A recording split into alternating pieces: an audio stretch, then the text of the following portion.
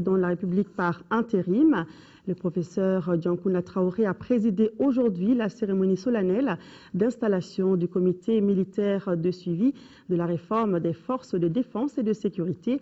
Il est présidé par le capitaine Amadou Aya Sanogo. Sa mission principale est de mettre en place une armée et des forces de sécurité professionnelles et républicaines au service de la nation malienne. Ibrahima Traoré. C'est une première au Mali, l'installation solennelle d'un comité militaire de suivi de la réforme des forces de défense et de sécurité. Il est présidé par le capitaine Amadou Aya Sanogo. L'événement mobilise toute la hiérarchie militaire et l'ensemble des institutions de la République autour du chef suprême des armées. La cérémonie est toute simple. L'essentiel des propos du président de la République par intérim se résume en ces termes. Je vous renvoie, comme on le dit, à l'exercice de vos fonctions.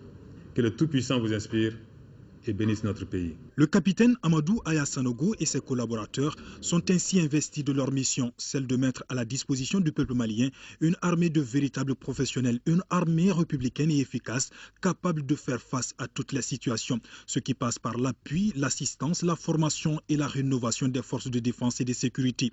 La mission semble bien comprise par le président du comité. Le comité n'a aucune vocation politique et ne saurait se substituer à la chaîne de commandement militaire. Il s'attelle essentiellement à sa mission de suivi des réformes prévues, et cela dans une étroite collaboration avec les autres structures. Pour mener à bien cette mission, le soutien de l'État ne fera pas défaut, rassure le président Traoré.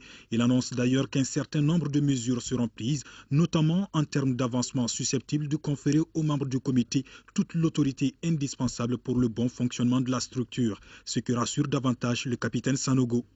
Je vous rassure, Excellence, Monsieur le Président de la République, Mesdames et Messieurs distingués invités, que quant à ma personne physique, je ne souhaiterais pas passer un seul instant à la tête de l'entité après cette période de transition au cours de laquelle j'aurais eu le privilège de la conduire sous vos ordres et à vos côtés. Actualité oblige, Amadou Aya Sanogo a tenu à saluer les amis du Mali pour leur soutien dans la guerre contre le terrorisme et pour la libération totale du pays. Excellence, Monsieur le Président de la République, chef suprême des armées, permettez-moi d'adresser à la France, aux forces armées africaines présentes au Mali, aux instructeurs et formateurs, mes sincères remerciements et ma profonde gratitude. Sous votre implication et impulsion personnelle, leur engagement et leur soutien aux côtés de la vaillante armée malienne ont permis la récupération progressive de nos territoires sous occupation depuis un moment. Par cet événement, les autorités politiques et militaires entendent prouver qu'elles accordent leur violon. Et tout le monde lève le toast ici pour faire face au même défi, la libération totale des zones encore sous occupation et la restructuration de la grande armée du Mali. Le comité militaire de suivi de la réforme des forces de défense et de sécurité n'est pas la prolongation du CNRDRE. La structure n'aura aucune influence sur les autres institutions. C'est le président de la République par intérim qui en donne l'assurance. Diankounda Traoré est au micro de Ibrahima Traoré.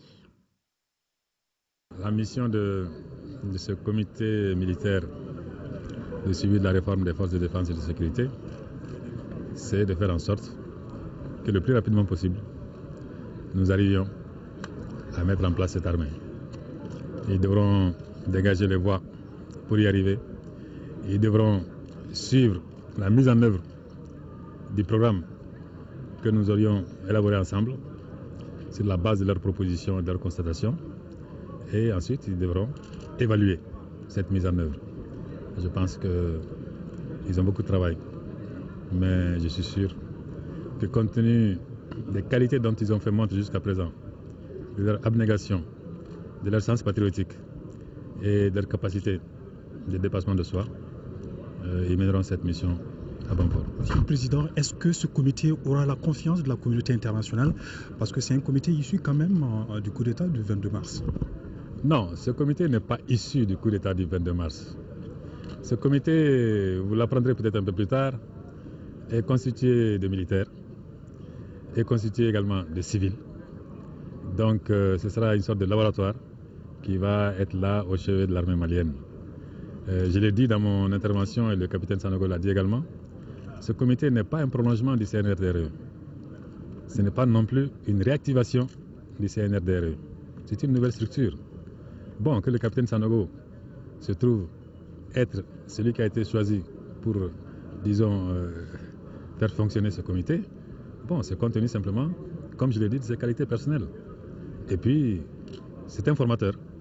C'est un formateur, c'est son travail. Il n'aura aucune influence sur votre pouvoir? Non, ce comité n'a aucune vocation politique. Non. Le pouvoir politique est le pouvoir politique, le pouvoir législatif est le pouvoir législatif. L'armée, c'est l'armée. Je crois que chacun a son rôle à jouer. Et par les temps qui courent, l'armée a un rôle éminent à jouer.